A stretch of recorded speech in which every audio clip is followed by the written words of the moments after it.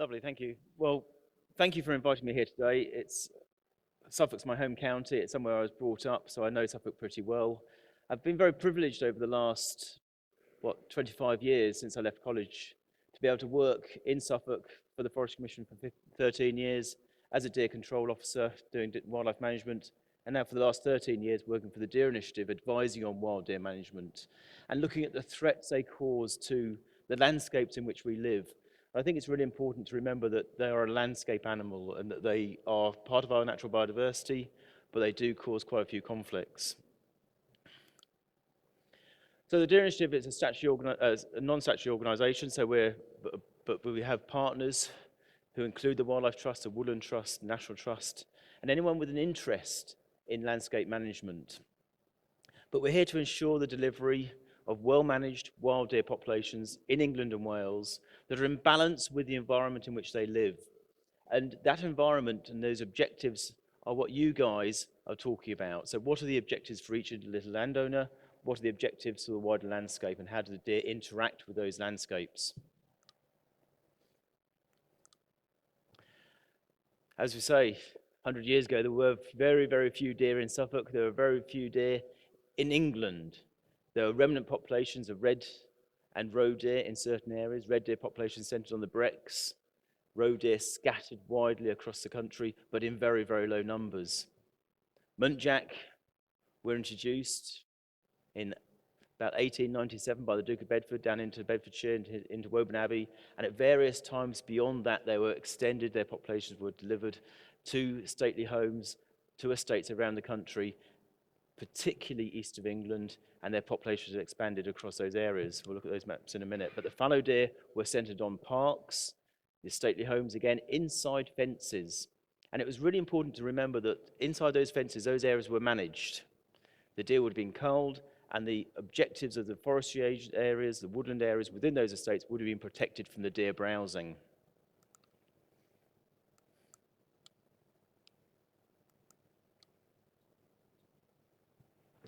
Okay. Chinese water deer. How many people have seen Chinese water deer? You're obviously out and about a lot. That's good. That is good. That means that you're actually understanding what's going on out there. Chinese water deer are really interesting. They're introduced into England about the same sort of time as a muntjac in the very late 1800s, early 1900s. And their populations have expanded very much more slowly than the muntjac. Chinese water deer will have multiple births each year, so they'll have what they call a litter of 3 to 6 youngsters. Survival rates in the past, I think, have been very low, because over the last 10 years, we have seen a really rapid expansion of the Chinese water deer population, particularly around the Norfolk coast, down into North Suffolk, down the Suffolk coast, and now they're moving inland up the water estuaryways. And it's going to be very interesting to see what happens to their populations over the next 10 to 15 years. There is control of them going on. Quite often it's to do with client stalking, and quite a few of the owners actually like to see Chinese water on the ground because there's something different. And where we get different deer species moving into areas, people think that's very nice, we'll let them establish, and then we'll do a bit of culling. The problem with any establishment of any animal into new areas is that they're moving into areas where deer are already present and that they eat vegetation. And it's to what extent they eat that vegetation as to how that conflicts with all our objectives across the country.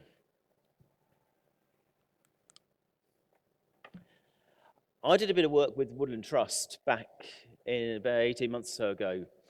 The Woodland Trust are looking at landscape management of trees, trees in hedgerows, trees on the edge of woodlands, trees in parklands, but also very interested in obviously the woodland within trees, the trees within woodlands as well. My work over the last 15 years has been to try and work with landowners to look at how deer affect that woodland structure. So in conjunction with the Woodland Trust, we looked at round about 400 different woodlands in Suffolk and Essex to look at the deer activity level and the deer impact level to vegetation and structure across those two areas. And what we've come up with is a heat map. Now, there probably aren't very many surprises about the heat map and showing the impact, because we all know and hopefully understand that deer affect that structure of our woodlands, and they impact upon the regeneration and the floral interest within those woodland areas. The red areas are obviously the areas where we've got very high impact. The green areas where it's low impact.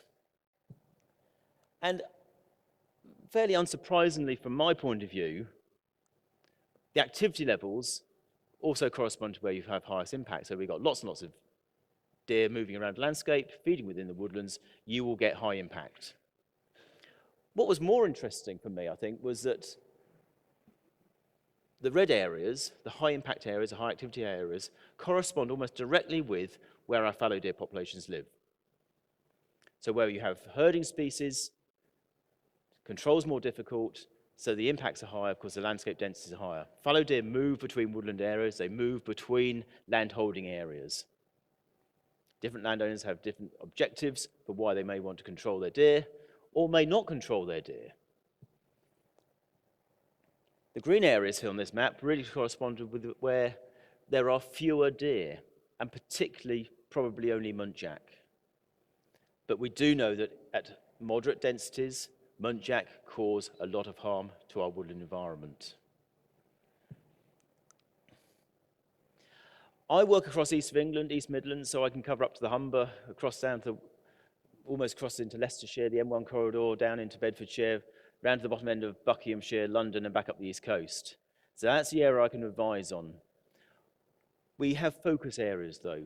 We have a focus area in Suffolk, and we have a focus area in Rockingham Forest, Rutland Water, and South Lincolnshire. Within the Suffolk priority area, I've been working here now for the last 15 years, and I think there's a much greater awareness of what deer do to the environment, what they do to that landscape, where they're impacting on the hedgerows, whether it's the woodlands, whether it's the farm crops.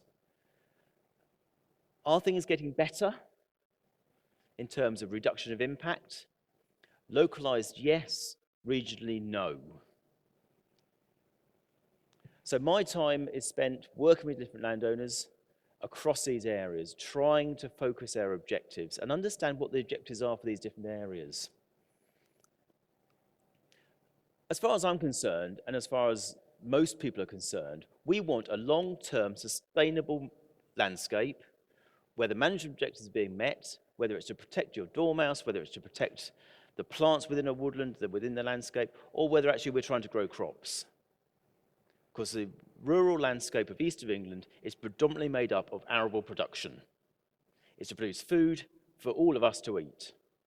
It's an industrial area, and we have to remember that the wildlife within it has to work with the arable farmers. Without bringing the landowners on side, we cannot do what we want to do, whether it's to protect the natural environment, controlling deer, growing vegetables, growing wheat. I'm going to show you some pictures now of some extreme situations where populations have got very much out of control. It's centered on fallow populations, and as I say, they are fairly extreme. But it's a situation you get to if you don't manage the deer correctly. This happens to be South Lincolnshire. It's rape, well, bits of it are rape, rye, flattening of crops. So is it just the browsing that's important, or is actually the trampling and laying in the crops that's also important? And it's the whole effect that deer have on the farming environment that I'm interested in. Winter browsing is recoverable. Summer flattening of crops, eating the ears of the wheat, flattening the beans, knocking the seed pods off the rape, that's not sustainable.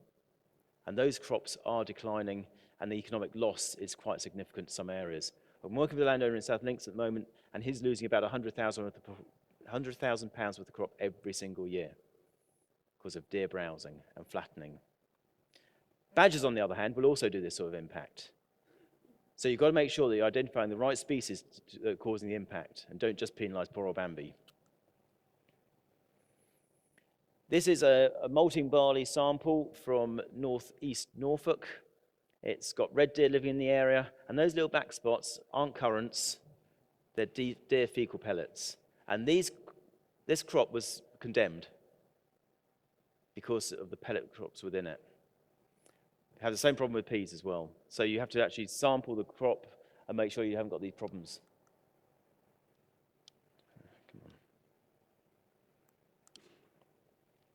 I guess this picture probably demonstrates what you guys see mostly. It is the impact that deer have to coppice stalls, natural regeneration, and floral interest. And that, I think, is where most of my interest has been over the last 15 years, because it's a woodland structure we're trying to recover. Deer browse heavily on these areas. Woodlands with high browse lines. Muntjac, roe, fallow, red, all live in our woodland areas. That's where they want to be. That's where the shelter is. That's where most of the food is. And then, of course, they move from here onto the crops. And Piran and White from York University did a lovely bit of work for the Forest Commission back in 2005, looking at the cost of deer to the east of England. And taking into account deer vehicle collisions, taking into account the environmental losses, arable losses, he was estimating that there was about £10 million worth of loss every year in the east of England attributable to deer. And of course, it hasn't got any better, because our populations have expanded in range and number over the last 15 years, as they have over the last 100. So you could say, well, what on earth has David been up to? He's been working with all these landowners and the problem hasn't got any better. But I think it has got better because there's a much greater awareness of the true impact, of the true nature of how we control deer. And I suspect 15 or 20 years ago, the conversations I'd have had with people out in the landscape and with the wildlife trust groups, the woodland trust groups, would have been very different to how we talk now. Again, in this area here, this happens to be down on the edge of Epping Forest, but again, it's not just those areas. Anywhere we've got high fallow populations, you see high levels of poaching as well. And we're talking about high numbers in these sort of areas. We're talking about hundreds and hundreds of animals. This is a bit of a picture from a drone. It's up in South Lincolnshire. And we estimated from this count that there were around about 580 fallow deer on 340 acres at the end of March, last winter. Now, this is an area of non-management. After March, you get May, June, when they start to have their young. At the moment, the current population is somewhere in the region of 1,000 fallow on this bit of ground. Fallow deer will eat 5 kilos of food every day. So you can start to see the amount of vegetation these animals are eating across landscapes where these populations get out of control. And if we see 15 or 20 animals in an area, is that a problem? It depends upon what your objective is. It depends upon what you as a landowner want. And we're all working with lots of different landowners across the country, across the county, with our own specific aim to monitor a particular species. But what's really important, I think, over the next 5 to 10 years is that we actually come together and say it's not just individual species we're interested in, it's that landscape of environmental improvement. Deer vehicle collisions, well, we've all seen it, we've all been involved in it. Just as a quick warning, every single road in Suffolk, every single road in the east of England is at high risk from being involved in a deer vehicle collision. 75,000 a year across the country, costing somewhere in the region of 40 to 50 million pounds a year in car damage, 15 human fatalities, give or take a few, and about 300 to 500 human injuries, severe human injuries, in hitting or avoiding. And just be careful, try not to swerve to avoid, because actually that probably ends up in a more serious accident than if you just hit the thing. We have been involved in safety projects, working with the County Council, one in King's Forest and one on the Horringer to Haverhill Road.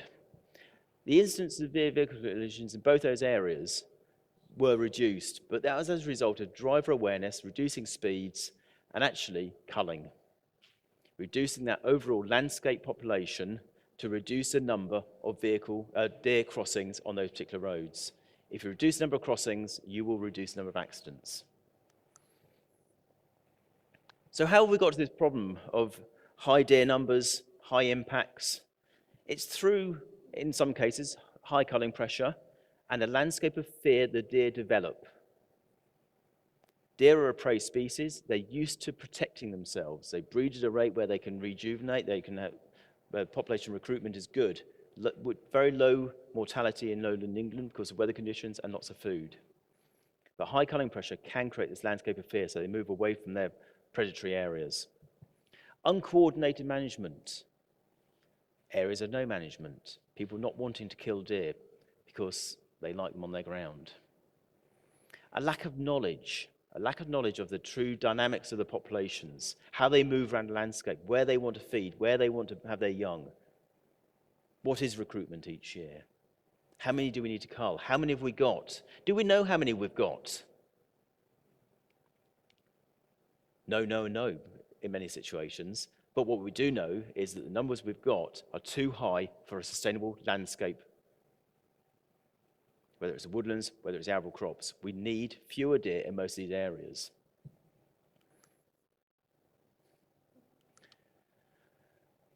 There are quite a few factors that are involved in the impact that deer cause. What's the landscape density? What species have we got? Different species will eat different amounts of food each day. They browse in different ways. Fallow deer are grazers. Muntjac are selective browsers. Roe deer are selective browsers.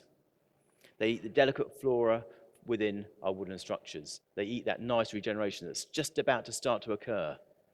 If you've got oxlips in your woodland at the moment, they're going to be really vulnerable because they're about the only bit of green or yellow within the woodland. We work with Ray Tabor he was chairman of Essex Wildlife Trust. A number of you will know him. He passed away a few months ago, unfortunately. But he was doing a lot of work in northwest Essex, looking at oxlip numbers within woodlands and tracking their decline over the last 20 years.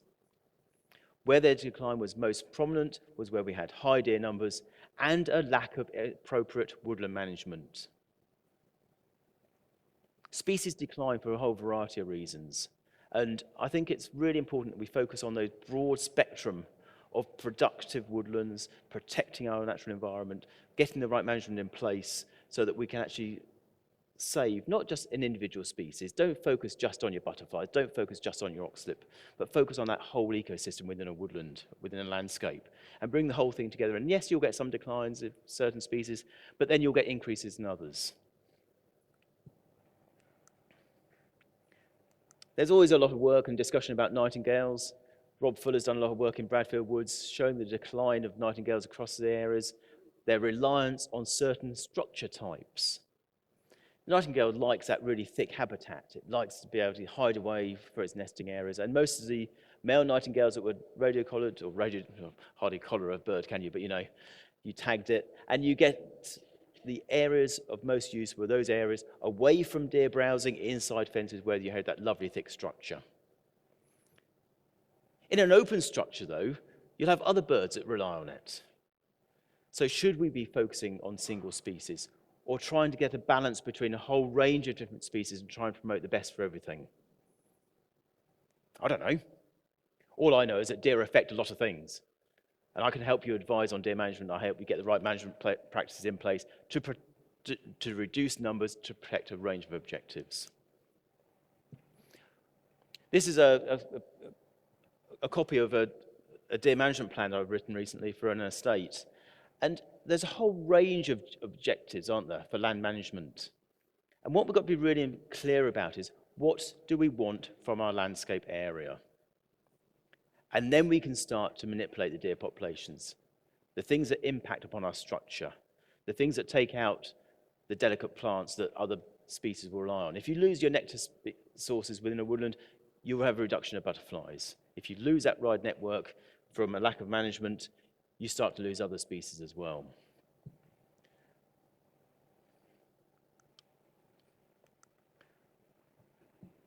So when I'm talking about deer management, I'm looking at management structures and management cycles. And we start with the site in the landscape. Where is it? What's it about? What's important features?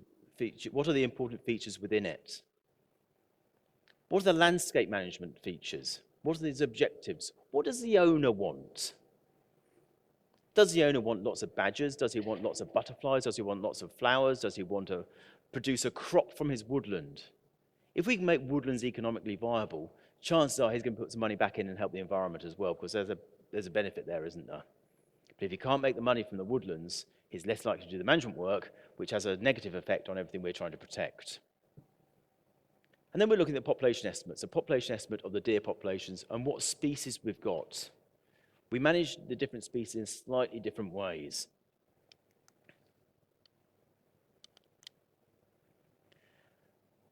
Then we create the management plan. How many people have written the management plan? Where does that management plan sit? Because I know where the deer management plan sits.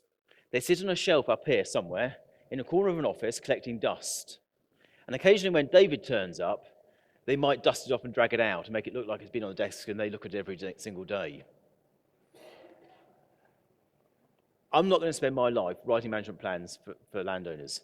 What I'm going to do is spend my time with them talking about what their objectives are and how we can control the numbers of deer. If you're in countryside stewardship and you've got a woodland element within that countryside stewardship, you'll be required to write a deer management plan. People can knock the management plans out willy-nilly, but are they delivering on it? Are you doing the monitoring afterwards? Get on with the management. How many times do we talk and talk about something and then finally get round to doing it? I think we actually need to do the doing bit a bit sooner sometimes. Let's get on with it. And the management action could be cutting a coppice area. How many people cut coppice each year? Yeah, one or two of you. Come on, you're involved in it one way or another. In Suffolk, don't coppice unless you're fencing it. If you want natural regeneration, expect to have to fence it, because at the moment, we can't get anything to grow because we've got too many deer. So that's a management effort. Then, of course, we need to monitor. You're all really good at monitoring. And I'm not taking that away, because it's really important that we actually understand how things change over time and how things change and what trend they develop.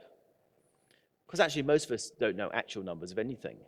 But what we develop is a trend of information that over a period of number of years we can look at and say, yes, we're making a difference and it's improving, or no, actually things are still declining.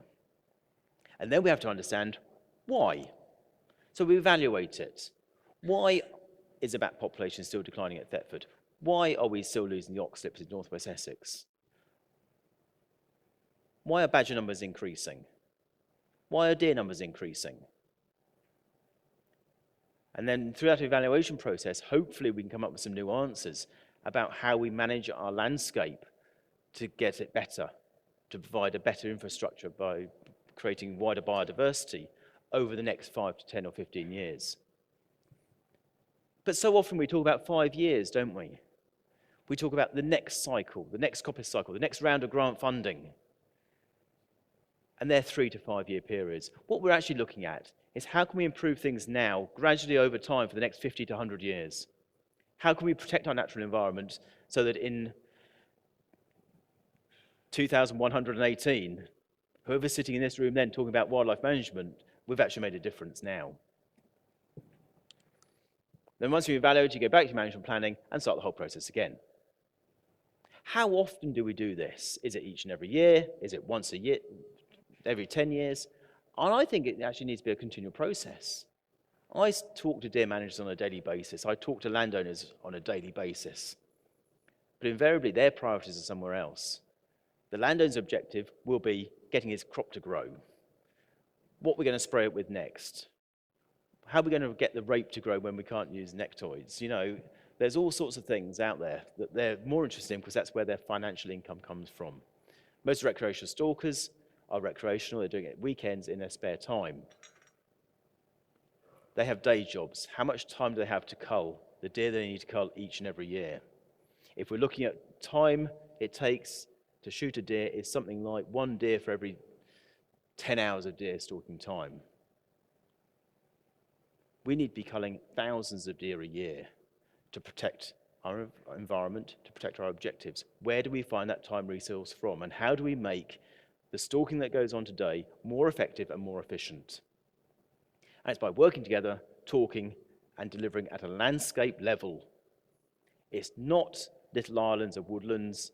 It's that whole sea with all the islands within it working together. And we set up deer management groups. We work with groups of landowners to try and promote that. But within all that, you've still got everyone's different objectives. And trying to get people to work together is really difficult. And I say week after week that actually it's not about the deer. It's about the people. It's what people want out of their natural environment, from their farmed environment.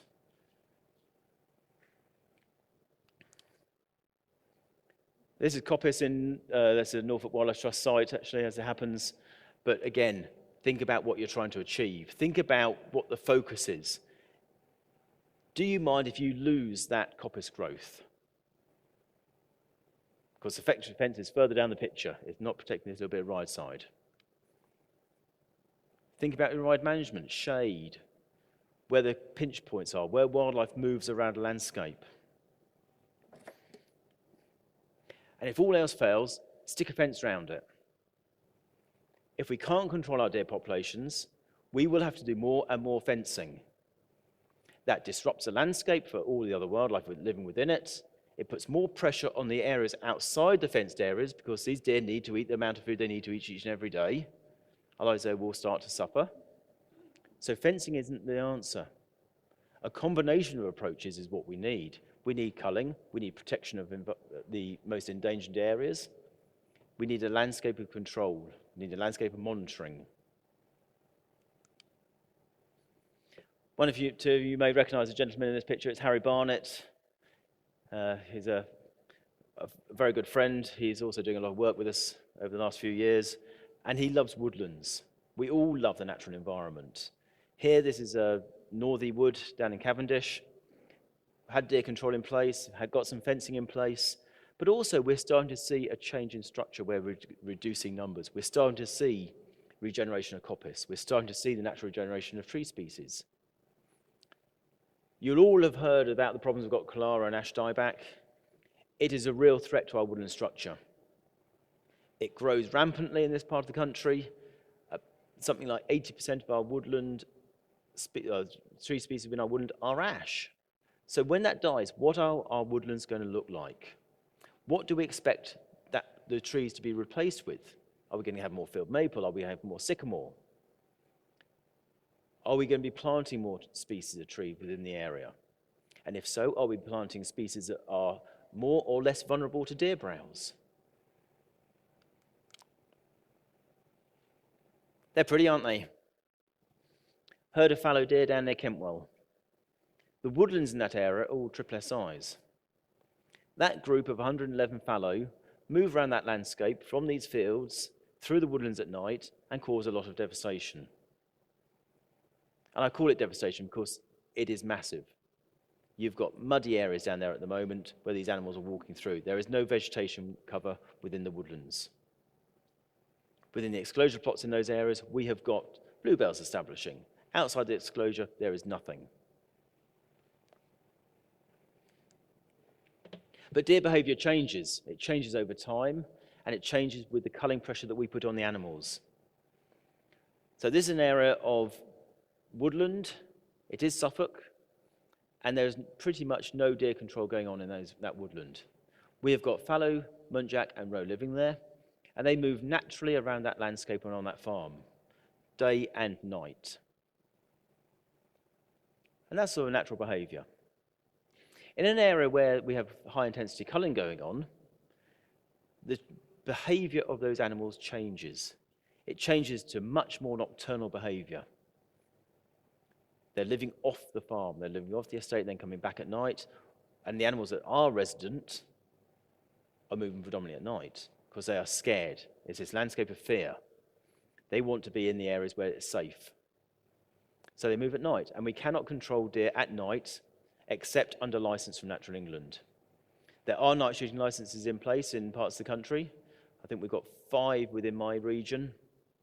And I support those because of the impact that deer are causing. And it's predominantly to arable crops, but we can also shoot deer at night to protect the environmental interests. But you have to demonstrate that you're doing everything possible during the day. And so many people aren't. Most of the organisations I work with, most of the landowners I work with, could do more. Woodlands in target condition is what we're aiming for. We're looking for increases in floral growth. We're looking for increases in natural regeneration. We're looking for production of lots and lots of different species living within those woodland areas. But we're also got to remember that these woodland areas are areas where we expect a timber product to come from. because that is a way of making this landscape economic and helping the landowners work with us all in protecting the species we're all particularly interested in.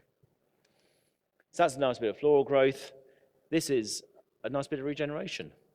Okay, this picture was taken about 5 years ago. It's in a Norfolk woodland.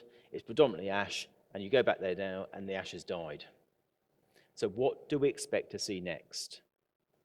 And I work with Natural England and the Forest Commission a lot at the moment, and we're coming up with some really sticky questions, and we haven't got any answers. So protect what you've got, keep on culling, keep those management plans off the shelf, in use, and keep talking. Keep talking between the different groups, keep talking between the different landowner organisations, and try and head in the right direction. And that direction is up.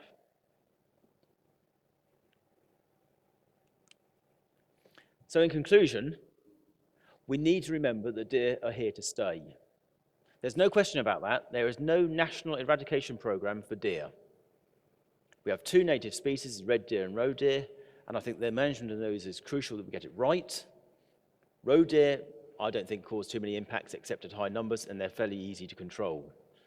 Red deer roam across the country, and the work we've been doing on tracking their movements from Thetford Forest demonstrates that they are moving significant distances up to Stoke Ferry, up to the Norfolk coast. And I suspect that the Minsmere Dunwich populations also move from Dunwich, Minsmere, inland through Framlingham, Bruges Yard, and out towards Euston and Thetford again.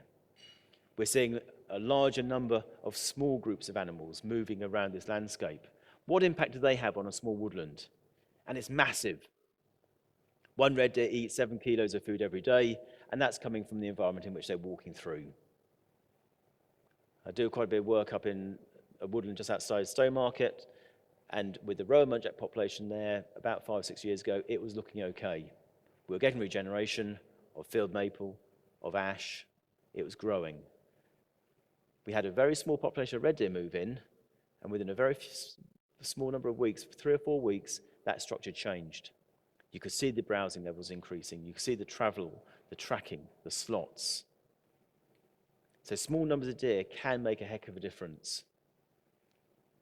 But we've got to learn to live with it. Fallow deer, roaming species again, muntjac, we're not going to get rid of them. They're here to stay. But we can control them, we can manage their populations, and we can win. We can reduce populations to a density where we do get natural environment improvements. We can get SSI into favourable condition. And that's me done. Thank you very much.